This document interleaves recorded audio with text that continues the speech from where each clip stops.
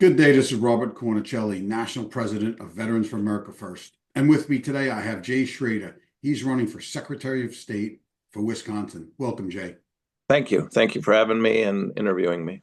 Yes, hopefully we have no connectivity issues because this is very important. This is very important for Wisconsin. This is very important for the country from a veteran point of view. Unless there's a strong person in office at every level of government that says, leave veteran benefits alone, we're at risk.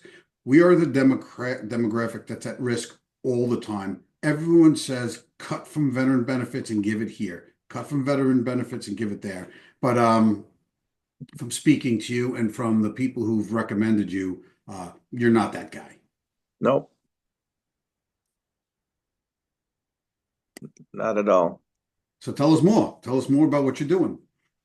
Well, my name is Jay Schroeder. I'm married, 4 children. My wife was in the military Air Force at Patrick Air Force Base and in Minot, North Dakota. I'm running because we have serious issues in Wisconsin. We have more deceased people on the voting rolls than alive. And if you check the news in Green Bay, we're going through an issue where they send out duplicate ballots, 2 elections in a row. So we have to have an elected Secretary of State in charge of elections. And we have the ballot issue like they have in Arizona and Georgia. Currently, they're working on. We have the ballots, and I sure hope the DOJ and FBI go in there because our election commission chairman now has said that they need to destroy those ballots. And that's the entity and the person in charge of our elections. They are an arm of the Democratic Party. That's how I see it. And right is on our side, but we have to communicate the issue and have the courage to do it. Yeah, that's the thing about voters. They often believe things they hear in short snippets, unless you really explain to them how bad the corruption is, how deep it goes. You talk about Arizona, Georgia, North Carolina, Wisconsin, Michigan. I mean, they've been at this for decades, infiltrating. I mean, recently I was looking into the VFW. I mean, they've been infiltrating these major corporations, these major nonprofits, these major businesses, and making a fortune. And who suffers? The people, because they believe a tiny bit of what they're told. They're told very, very small. They're given very small amounts of information, especially from the mainstream media. So you're right. The DOJ must go in there and make sure this election is run properly. Yes, Milwaukee is where it's at. That's the issue. Milwaukee and Dane County. It's the Zuckerbucks and Brown County, which is Green Bay, which are sending out duplicate ballots. And the lady says, oh, it was just a mistake. Well, in our February state Supreme Court race, she said it was because of a snowstorm. They really think we're that naive. Well, you know what? The voter is. A lot of people talk about term limits. I think the voter is the term limit. Like I said, I go back and forth on this issue. Should there be term limits? Should you not be able to run more than 4 years, 6 years, or whatever it is, like the president has? Yeah. But aren't we supposed to be the term limit? Aren't we supposed to be so engaged in civics and politics and government that we say we've had enough of this person, like a Pelosi or McConnell, who've been there for 40, 50 years, Yes. and we term limit them? So I go Yes. back and forth on that one. Well, the one thing I heard our Senator Johnson from Wisconsin, which is an awesome guy, he said, when I got in the Senate, it took me 6 years to even figure out what was going on. Yeah. Yeah. Yeah. And you do need, it's like the veterans and the rookies on a football team or in a business. You do need, or in the military. You're going to term limit a sergeant major because he's been there 40 years? No, that's experience. So yeah, I don't know about that one. I just think we need to figure out a way to keep voters more engaged. I think that's the biggest thing we can do on the right is come together, maybe even have some massive conventions every year and get every elected official from a town council person all the way up to a U.S. senator, put the egos aside and say, how are we going to get people engaged? These people at the top, the senators and the Congress people, they need those town council people. They have their feet to the ground. They know who's in those districts and just energize people and say, this is what's really going on. Yes, absolutely. And So, that's like President Trump organizing the midterm convention he was going to have in Dallas, Texas, I believe. That's what we need to do, is yeah. always keep the information fluid and new, and not for it's stale. And then you have voters, the number of voters goes down because, Well, the Secretary of State is a big position.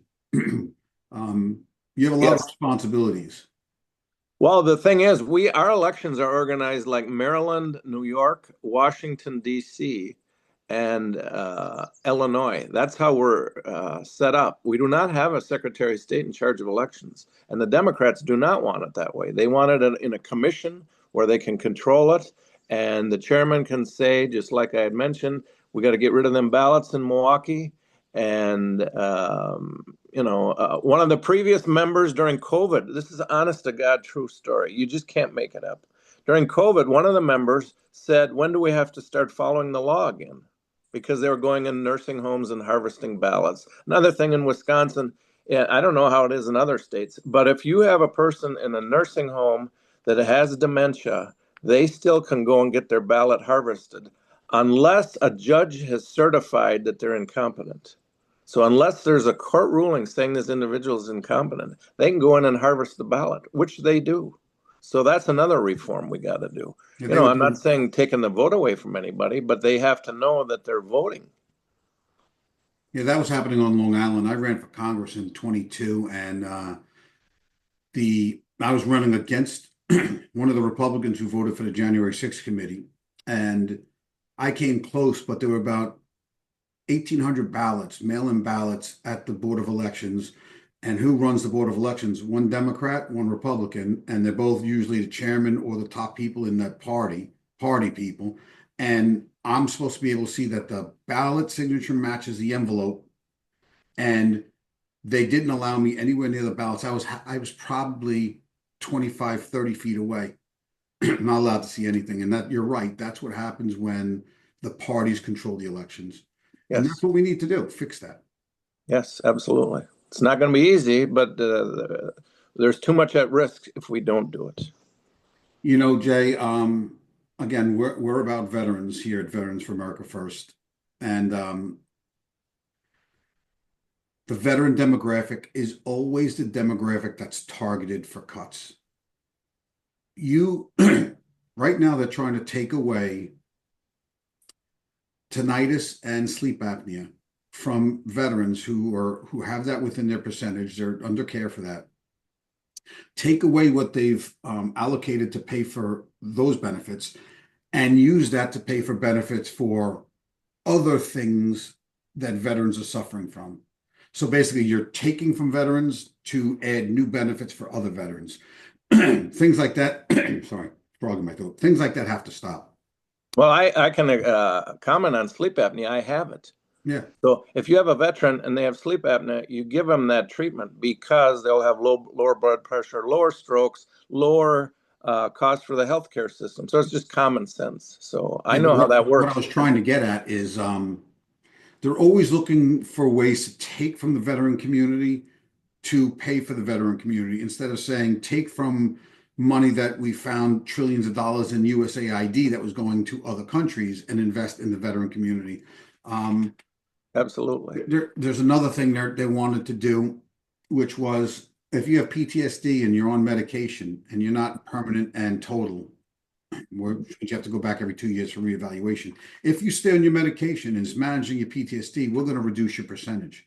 What does that do? Reducing your percentage. It reduces the amount of money you get from the VA. Yes. What do you think people are going to do? Lose their money? They're going to stop taking their medication. And at the level of Secretary of State, there's really not much you can do, but you can do enough, which is use your platform. Yes. Keep people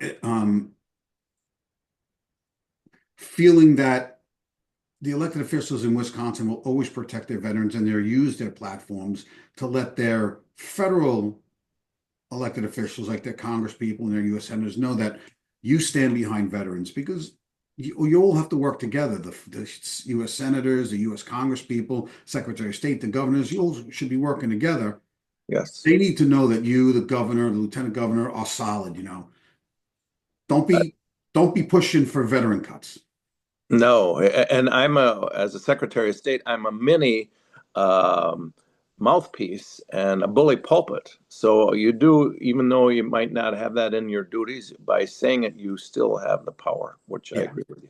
Yeah, Yes. you represent the people regardless of what the duties say. So you Right. have your duties don't say you cannot call your congressperson or your US senator and say, "Hey man, I hear that this bill is coming up for a vote. What are you doing?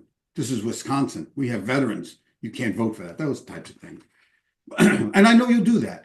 I've been told by several people that you're a fighter, and that's exactly what we need in Yep. these positions.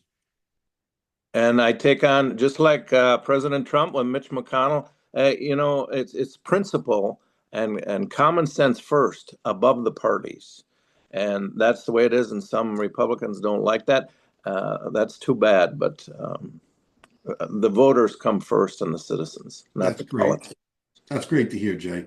Well, I want to congratulate you. You do have our national endorsement from Veterans for America First. I think you're going to do great things. We're going to pray for you that you win and keep moving on and protecting that veteran community and protecting everybody in Wisconsin. Show everybody in Wisconsin, even people who lean left, there's a better way of doing things than this communist takeover that's happening, the socialist takeover. That capitalism works. You work hard, you'll do well here. Don't buy into this. The government will take care of you with a living wage. The government will take care of you. The government will take care of you. There's a better way, and we'll Right. help you get there. So There's a dangerous thing congratulations. going on that Mondami has sent in some of his campaign staff and is pushing for this Hong who is running for governor here. So we're being infiltrated by that. Oh yeah, this country it has been infiltrated, and we just Yeah. got to fight back. Yeah. So I don't want to hold you up. You're on the campaign trail, and we stand behind you, and we wish you Awesome. good luck. Awesome. Yeah, I really appreciate it. And like you said, I am a fighter. Right is right and wrong is wrong. Yeah, That's and it. that's what we need. It's so simple. I mean, it's very simple, and you Yes. said it. Well, you have a great day, Jay. We stand behind you. You have our national endorsement. Good luck. Awesome. Awesome. Thanks for your time and everyone listening. You Have a got good it. one. Take care. Yep. Bye.